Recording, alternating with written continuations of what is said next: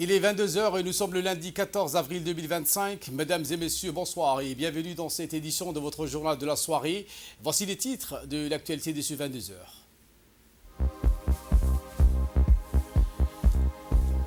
Le chef de l'État Ismaël Marguerite a parrainé aujourd'hui le lancement des travaux de la deuxième conférence internationale de Djibouti sur le changement climatique.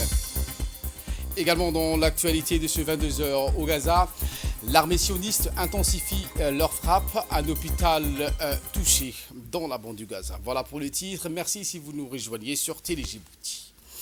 Le président de la République, Ismaël Marguerite, a procédé ce matin à Ela Hotel au lancement des travaux de la deuxième conférence internationale de Djibouti sur le changement climatique.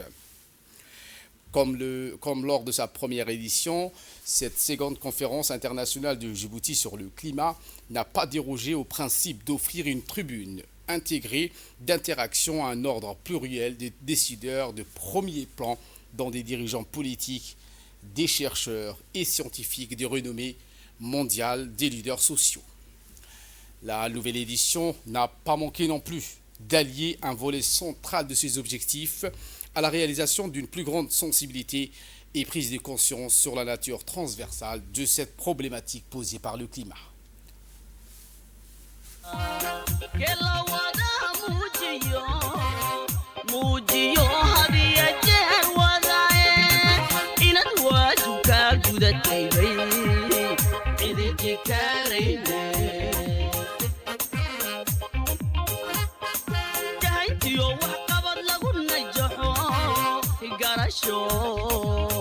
garasha ugu jeexa gelawada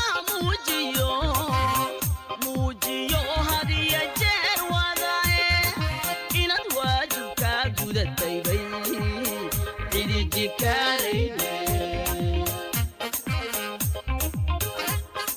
jaranjarooyin adag iyo intaad jiira soo dhaaftay eed meela qayrka ku jabay adigu soo jiidhay way runta lagama jeeste intaa jariya buur fanatay ee aad jabuuti.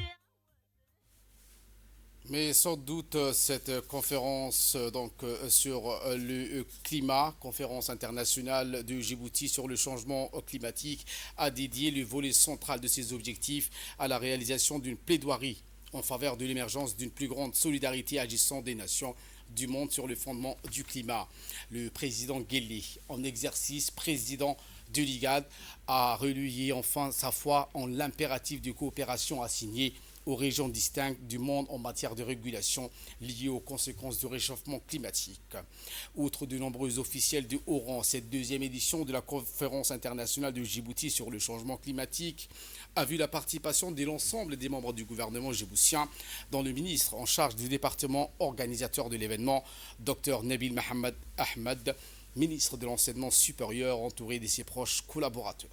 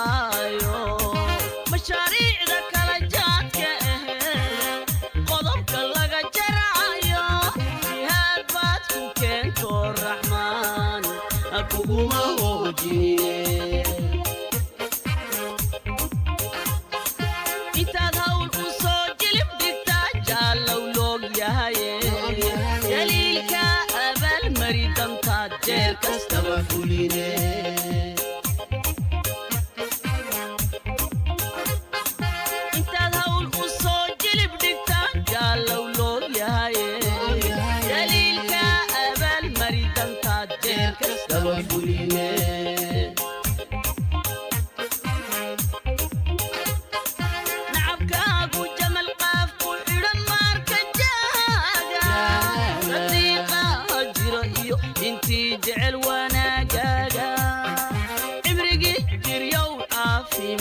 nagula joog aabbo cadowgii jabyow caafimaad nagula joog aabbo jabuutina allaha nooga dhiga jagadii liibaanta.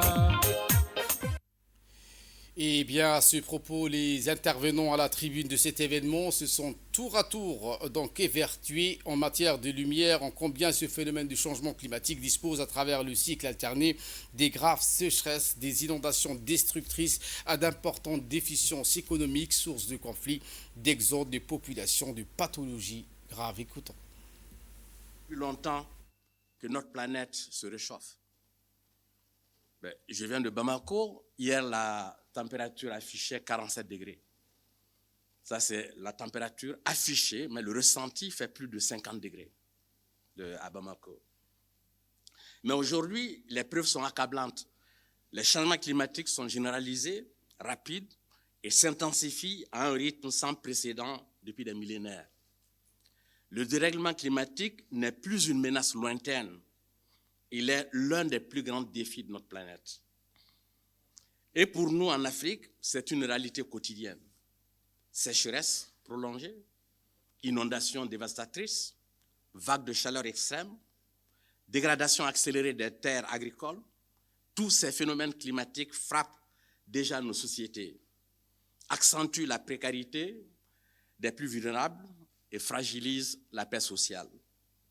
Dans ce contexte, réaliser les objectifs de l'Afrique que nous voulons à l'horizon 2063 ou de développement durable à l'horizon 2030 impose une condition incontournable, bâtir des sociétés résilientes. Des sociétés capables de faire face aux chocs systémiques tout en assurant une gestion durable de nos ressources naturelles pour nous et pour les générations futures. Et au cœur de cette transformation se trouve une question centrale, une question géostratégique, une question géopolitique, celle de l'énergie.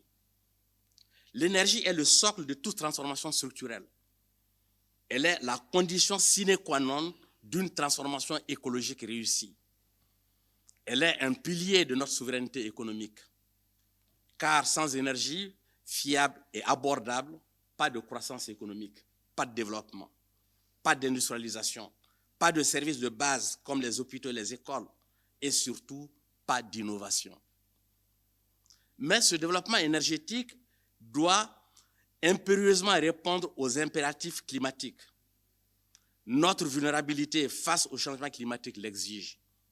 C'est pourquoi nous avons besoin d'une transition énergétique ambitieuse fondée sur 3 principes, c'est-à-dire le développement, la résilience et la justice. Le secrétaire général à qui j'ai l'honneur de représenter à Djibouti,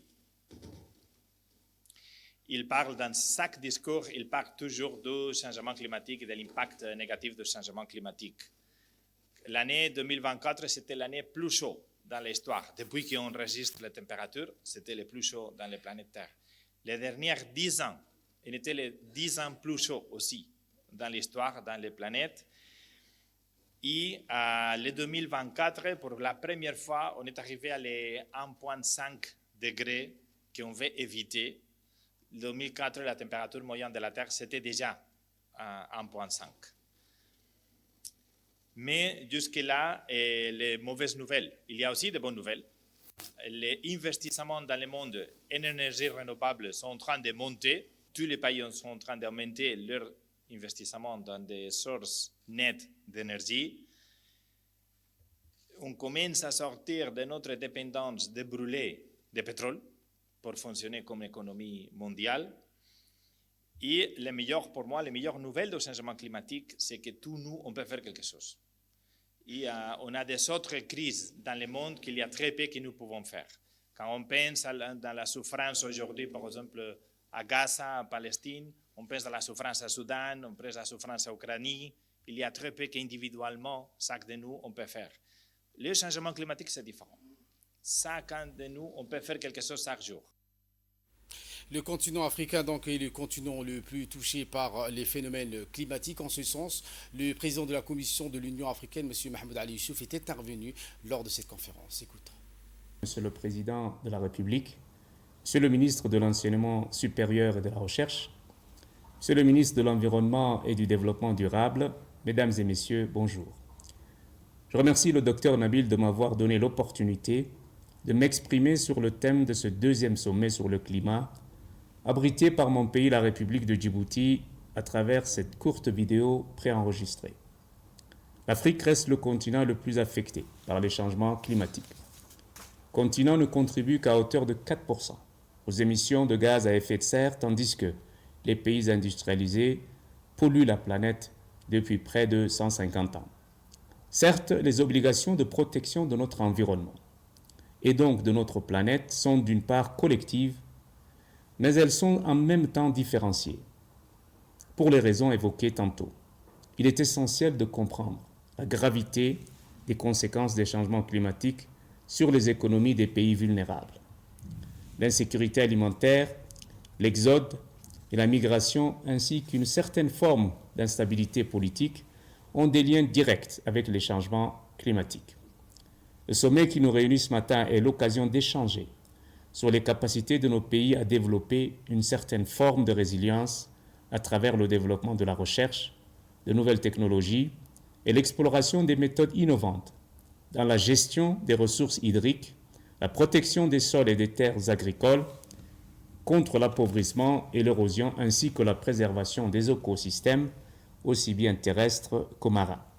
Excellences, Mesdames et Messieurs, l'Union africaine a développé des stratégies afin de promouvoir la transition énergétique, des plans d'action pour la gestion des sols et tout un programme dans le cadre de l'économie bleue. Toutefois, l'Afrique ne peut relever ces défis seule. C'est pourquoi les États membres continuent à faire le plaidoyer auprès des instances compétentes et à travers des plateformes reconnues comme la Convention des Nations Unies pour la protection de l'environnement, connue sous l'acronyme des COP. Les attentes de l'Afrique sont estimées à 100 milliards de dollars par an pour financer des plans d'adaptation, tandis que ce qui est proposé à l'Afrique, c'est quelques centaines de millions afin de financer des plans de mitigation assortis de plusieurs conditions. On est loin du compte. Nos pays doivent réfléchir en dehors de la boîte. Think out of the box, comme disent les anglo-saxons, et consolider la résilience à travers des changements d'attitude et de comportement individuels. Des politiques axées sur des stratégies développant les énergies renouvelables, la lutte contre la coupe de bois, la gestion efficace des ressources hydriques et le développement des techniques de recyclage des eaux usées et des déchets. Excellences, Mesdames et Messieurs, le climat est devenu l'un des enjeux centraux du développement. Je vous souhaite plein succès aux travaux donc de ce deuxième sommet sur le climat de Djibouti. Je vous remercie. Le ministre de l'Enseignement supérieur et de la Recherche, Dr Nabil Mohamed Ahmed, entouré de ses proches collaborateurs, est allé donc à la tribune pour donner son discours. Voici les ténors de ses propos. Moi, Monsieur le Président de la République, de vous remercier pour votre présence et surtout pour votre initiative climat qui nous permet de se retrouver ce matin pour ce deuxième sommet. Je salue votre confiance. Je salue votre appui à la recherche scientifique. Elle marque votre conviction et je vous cite. La recherche et la technologie sont les leviers du développement, qu'elles font progresser la connaissance, elles veillent à la prévention et elles assurent le développement. Cette conviction, Monsieur le Président, vous honore. Elle vous honore d'autant plus quand on voit le dénigrement actuel auquel font face la question climatique et la science, encouragée par des décisions politiques incompréhensibles et les fake news. L'augmentation des gaz à effet de serre que nous rejetons font que le climat, tout le monde l'a dit avant moi, s'emballe. Le monde connaît des pics de chaleur sans précédent. provoquant les sécheresses, les incendies, les inondations. Il a été dit que 2024 a été l'année où on a dépassé les 1,5 degrés. Les scientifiques, mesdames et messieurs, nous alertent chaque jour que 5 seuils écologiques ont été dépassés. Et puis pas plus tard qu'en 2023, en septembre 2023, celui qui concerne l'eau douce a été dépassé. Parce que l'eau douce s'épuise chaque jour. Et concernant l'eau, justement, je citerai ces quelques phrases. Mon ami Sokona a parlé de l'énergie. Je pense que l'eau a également son intérêt. Je vous dirai tout simplement qu'un beau jour, l'âge venant, vous décidez d'en savoir plus sur la vie.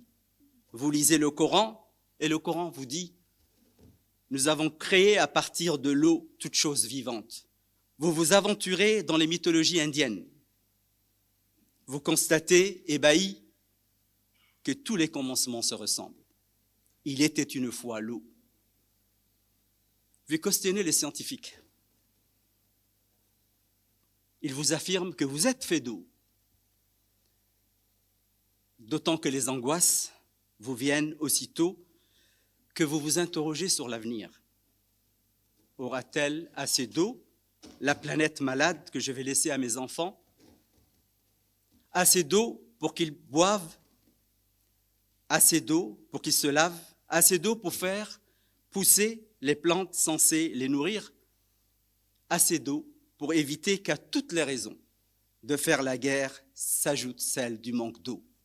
Il devient alors urgent d'agir sur tous les fronts et partout, en commençant par changer nos comportements, nos modes de production, nos modes de vie et mettre en avant la recherche pour comprendre les phénomènes climatiques, leur impact, innover dans la conception des technologies propres pour réduire l'empreinte carbone.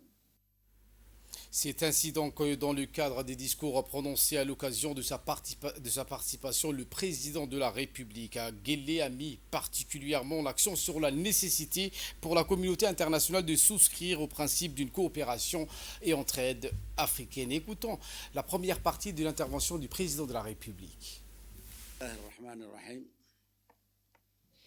Alhamdulillah, as-salatu was-salam ala rasulihil amin. Sayyidina wa Habibina Muhammadin sallallahu alayhi wa sallam. Mesdames et messieurs, face au bouleversement climatique qui frappe notre planète, Djibouti a fait le choix clair de l'engagement et de la responsabilité. Nous avons refusé de rester spectateurs. En octobre 2022, notre pays a lancé une initiative nationale ambitieuse, portée par une conviction profonde.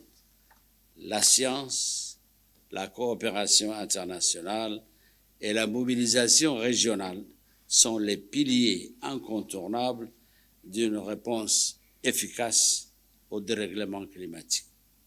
Cette initiative s'est matérialisée par 2 actions structurantes: la tenue d'un sommet international sur le climat et l'environnement et l'inauguration de l'Observatoire régional de recherche pour l'environnement et le climat, l'OREC. 2 actes forts qui traduisent une volonté politique assumée: faire de Djibouti un pôle de référence pour la recherche climatique, l'innovation environnementale et la construction de solutions locales et régionales. En créant l'OREC, nous avons voulu doter notre pays et notre région d'un instrument scientifique de haut niveau, capable de mesurer avec précision les effets du changement climatique, mais aussi de proposer des réponses concrètes, adaptées à notre contexte. En moins de 2 ans, cet observatoire est devenu un acteur crédible et dynamique du paysage scientifique africain. Il a obtenu des accréditations internationales majeures, noué des partenariats stratégiques avec des institutions de référence et développé des approches innovante dans le suivi de la santé humaine et animale à travers les technologies nucléaires. L'OREC a initié des recherches prometteuses sur les liens entre environnement et santé, notamment dans l'identification des biomarqueurs précoces liés aux maladies chroniques et au cancer. Il a aussi renforcé les capacités de notre pays à surveiller les phénomènes extrêmes grâce à un réseau étendu de stations climatiques et environnementales et à des modèles prédictifs basés sur l'intelligence artificielle. Nous disposons désormais d'outils capables de détecter et d'anticiper des événements climatiques à une échelle locale avec une précision rarement atteinte dans notre région. Mais au-delà de la technologie, c'est l'humain qui est au cœur de notre démarche. L'OREC joue un rôle structurant dans la formation de notre jeunesse. Il accompagne des doctorants, met en réseau les chercheurs de la sous-région et contribue à l'émergence d'une nouvelle génération de scientifiques africains engagés, compétents et connectés aux enjeux du terrain. Il travaille aussi en étroite collaboration avec les communautés rurales, en mettant la science au service de leurs besoins. Adaptation des pratiques agro-pastorales, gestion des ressources, renforcement des capacités locales. Mesdames et messieurs, ces efforts sont guidés par une réalité que nous ne pouvons plus ignorer. Notre région, la Corne de l'Afrique, est en première ligne face au dérèglement climatique, sécheresse prolongée, épuisement des terres, baisse des rendements agricoles, migration forcée. Ces phénomènes mettent en péril la sécurité alimentaire, la stabilité sociale et la paix elle-même. Lorsque les ressources se raréfient, les tensions s'aggravent. Les conflits autour de l'eau, des terres, du bétail ne sont plus des exceptions. Ils deviennent des signes avant-coureurs de crises plus larges. Et à ces déplacés climatiques s'ajoutent les réfugiés ayant fui les conflits armés, augmentant la pression sur les infrastructures des pays d'accueil.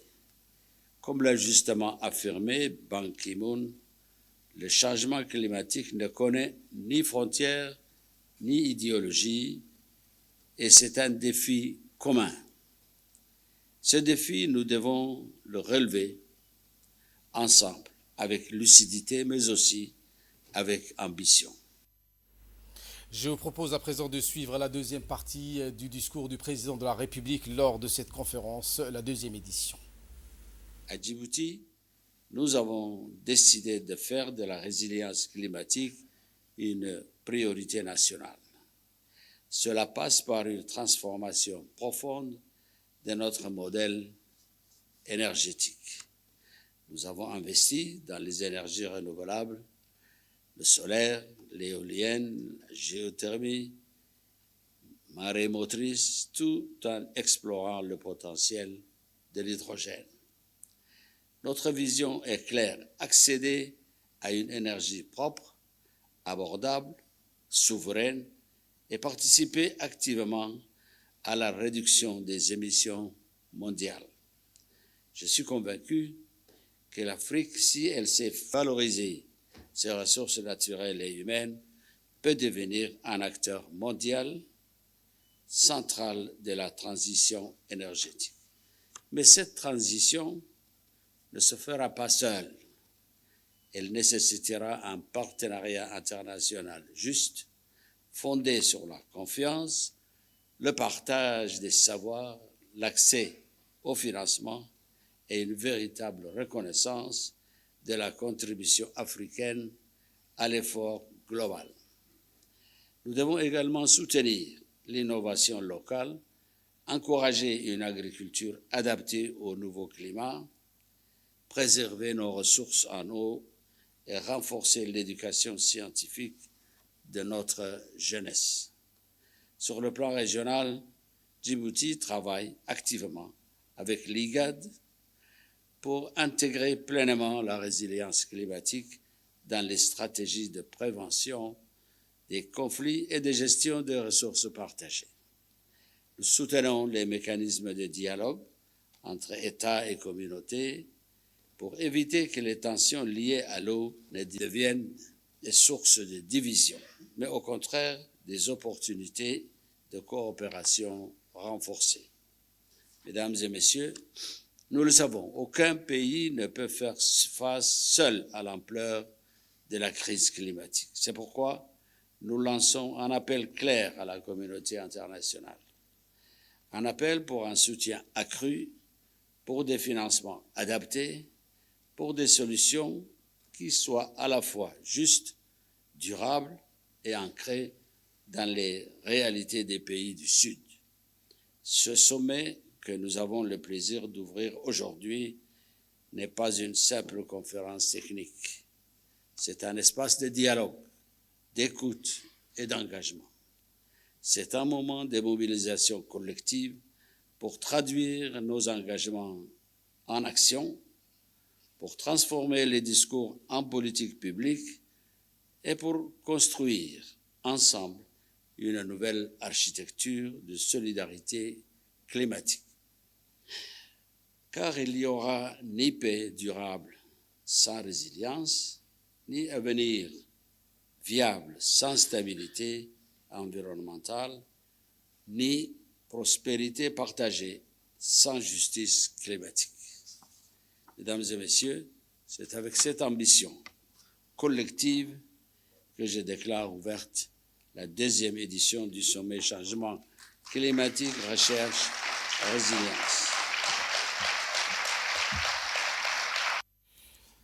En bref et en image, le Premier ministre, M. Abdelkader Kamil Mohamed, a reçu aujourd'hui en audience son Excellence Beranou Zegeye, ambassadeur extraordinaire plénipotentiaire de la République fédérale d'Éthiopie, à l'occasion de sa visite d'adieu marquant la fin de sa mission diplomatique à Djibouti entamée en août 2020. Au cours de la rencontre, empreinte de cordialité et d'estime mutuelle, le Premier ministre a salué l'engagement exemplaire de l'ambassadeur Zegeye en faveur du renforcement des relations bilatérales entre Djibouti et l'Éthiopie.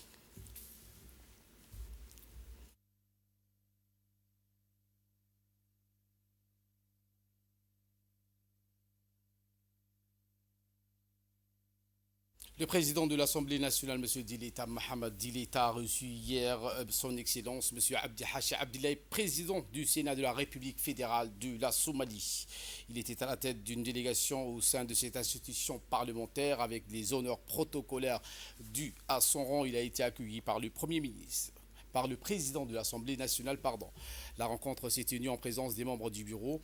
La première vice-présidente, Safia Elmi, le secrétaire du bureau, Saleh Bandayer, ainsi qu'Ibrahim Abdou, questeur, le président du groupe d'amitié Djibouti-Somalie, Aïcha Abdillahi Oubah Abdillahi Elmi. Après les salutations d'usage, le président de l'Assemblée nationale a exprimé ses chaleureuses salutations à l'endroit de son homologue somalien. Il a tenu à rappeler que Djibouti et la Somalie sont unis par des liens très profonds d'amitié, de fraternité historique et de solidarité naturelle. Il a souligné que la Somalie demeure un pays frère et un partenaire parlementaire de premier plan avec lequel Djibouti partage une vision commune.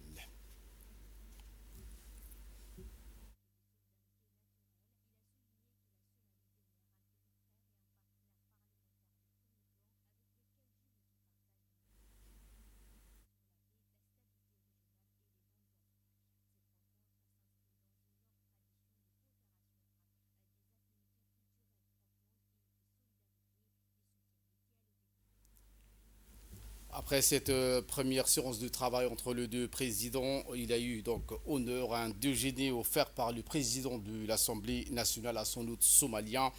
Cette séance a permis d'aborder autour de la table un large éventail de questions d'intérêt commun. Les échanges ont porté sur le renforcement des mécanismes de coopération législative, la gouvernance démocratique, les réponses régionales aux défis sécuritaires et les perspectives de mise en place d'un partenariat parlementaire structuré et pérenne.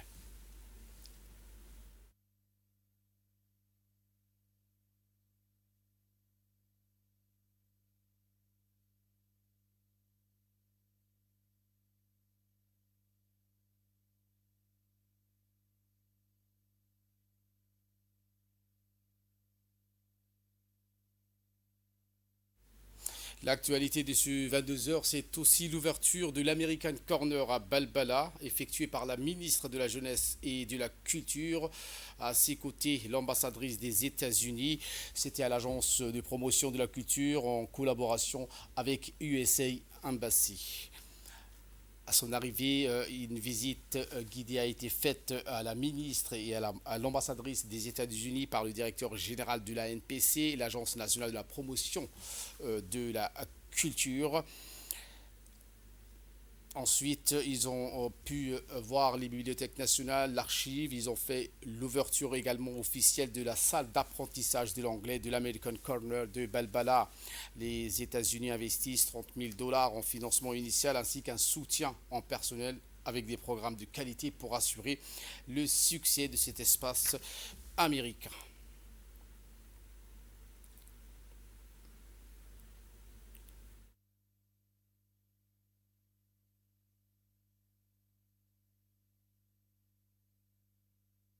Les directeurs généraux de la NPC et l'ambassadrice des États-Unis se sont exprimés peu après. Voici leurs propos. C'est avec un immense plaisir que je vous souhaite la bienvenue en ce jour d'inauguration officielle de l'American Corner de Balbala, un espace dédié à la connaissance, à l'échange culturel et au renforcement des liens entre nos deux nations. Ce projet, fruit d'un partenariat entre l'Agence nationale pour la promotion de la culture et l'ambassade des États-Unis à Djibouti, matérialise notre engagement commun à promouvoir l'éducation, la culture et le dialogue. Grâce à ces mémorandums signés le 24 mai 2024, nous avons pu concrétiser une vision partagée, c'est-à-dire offrir au public djiboutien un accès à des ressources éducatives de qualité, des programmes interactifs et des opportunités d'apprentissage diversifiées. Je remercie également Son Excellence, Madame la Ministre, pour son soutien indéfectible à ces projets qui s'inscrit pleinement dans les priorités de notre ministère de tutelle. Votre présence aujourd'hui témoigne de l'importance que vous accordez à la jeunesse et à la culture comme levier de développement. C'est un honneur d'être avec vous aujourd'hui ce matin pour célébrer l'inauguration officielle du deuxième American Corner à Djibouti, ici à la Bibliothèque nationale. Cette étape importante reflète le partenariat solide et durable entre les États-Unis et Djibouti, fondé sur notre engagement commun envers l'éducation, les opportunités et un avenir meilleur pour la jeunesse. Cet American Corner est bien plus qu'un simple espace physique. Il représente une passerelle vers le savoir, les compétences et les opportunités qui permettront à la nouvelle génération à s'épanouir. Il s'appuie sur le succès de notre premier American Corner, hébergé à Djibouti-Ville avec nos partenaires de la Chambre de commerce. Ce deuxième espace élargit l'accès aux programmes d'anglais, aux formations en leadership et aux ressources numériques qui permettront aux Djiboutiens de se positionner dans l'économie mondiale. La ministre de la Jeunesse et de la Culture, Dr Ibo Moumensa Assoui, s'est exprimée en ces termes. C'est aussi, chère Cynthia, un plaisir pour moi de prendre la parole à cette occasion marquant l'aboutissement d'un beau projet de partenariat efficient. L'ouverture de l'American Corner, ici, dans la commune de Balbala, au sein de cette belle institution qu'est notre Bibliothèque nationale. Au nom du gouvernement djiboutien et du ministère de la Jeunesse et de la Culture, je tiens à vous exprimer nos chaleureux remerciements pour cette diplomatie dynamique et constructive, aménageant un espace de rencontre et d'échange, mais aussi un espace d'apprentissage et de formation, mais surtout un espace de partage sur tout ce qui concerne nos deux cultures et de rapprochement entre nos deux peuples. En effet, la lecture est certes une rencontre avec soi-même, mais c'est surtout une rencontre avec les autres, un voyage qui ne connaît aucune frontière. Et à travers le page du livre, on lit, L-I-T, des histoires qui nous rapprochent, et on lit, L-I-E, des amitiés solides. Merci pour votre confiance et pour cette contribution qui va concourir non seulement à l'épanouissement de notre jeunesse, mais comme vous l'avez si bien décrit, aussi à l'insertion économique de nos jeunes, sachant que l'anglais est quand même la langue d'intégration régionale et qu'elle est de plus en plus demandée comme compétence à nos jeunes diplômés et non diplômés aussi.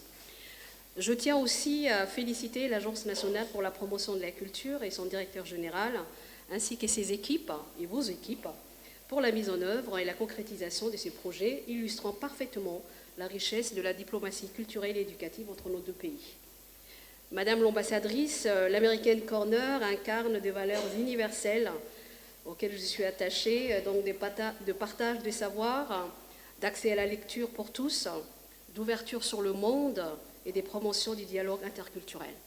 Il offrira aux jeunes djiboutiens qui fréquentent la Bibliothèque nationale, amicalement abrégée BN, aux étudiants de l'université, qui est aussi une de mes maisons, aux chercheurs et au grand public de ressources documentaires et culturelles abondantes, de livres, des outils numériques, des programmes de formation et des animations culturelles variées.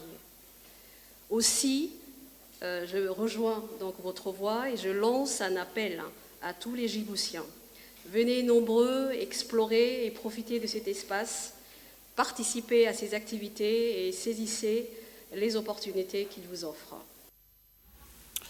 La direction de l'industrie des minéraux, de l'entrepreneuriat et des investissements en collaboration avec l'Union africaine a organisé donc une session de formation au renforcement des capacités en entrepreneuriat pour l'autonomisation des jeunes et des femmes en Afrique.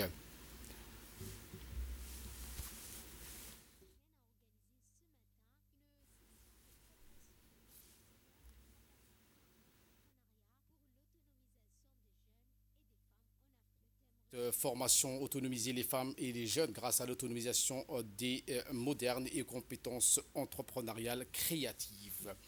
Une initiative qui s'inscrit dans le cadre des efforts continus visant à renforcer ces capacités entrepreneuriales des jeunes et des femmes en Afrique.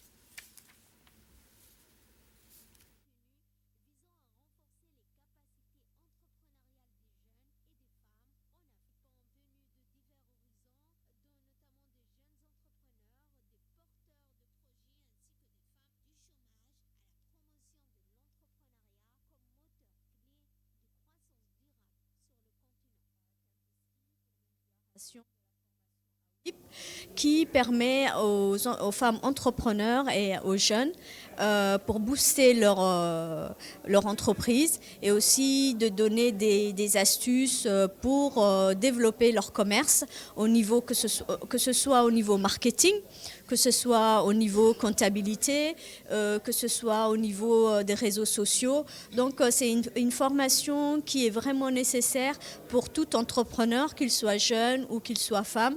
Et c'est une partie, je crois, de l'Union africaine qui organise. Et vraiment, c'est quelque chose que les entrepreneurs djiboutiens avaient besoin. À la page sport de cette édition, avec cette fierté djiboutienne, Ougass qui décroche l'argent, l'athlète djiboutien Hassan Ougass donc, a réalisé une performance remarquable au marathon de Paris en se classant deuxième à ce prestigieux marathon de la ville de Paris. C'était hier. Grâce à une course maîtrisée de bout en bout, il a su imposer son rythme et démontrer tout son potentiel face à une concurrence du haut niveau.